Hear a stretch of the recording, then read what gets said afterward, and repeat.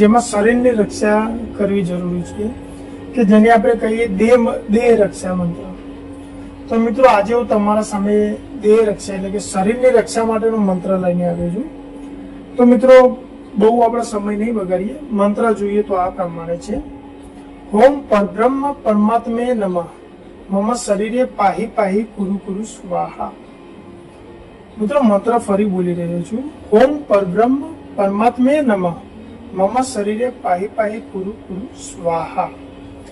મિત્રો આ એક શરીરનો રક્ષા મંત્ર છે, અને આને સિદ્ધ કરવા માટે હું તમને જણાવું તો આ મંત્રને આપણે 1008 વખત જાપ કરીને સિદ્ધ કરવાનો છે.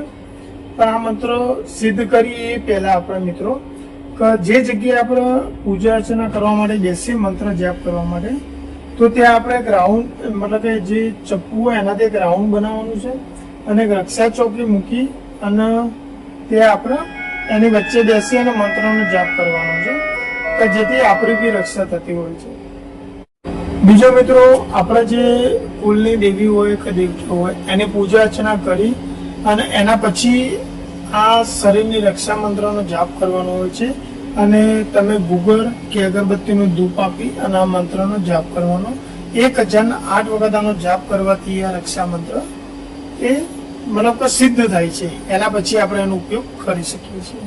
તો મિત્રો આગળ પણ હું તમને અવનવા વિડીયો એટલે કે મંત્રો આપવાનો છું, તો એના માટે મારી ચેનલને સબસ્ક્રાઈબ જરૂરથી કરી દેજો. જય માતાજી.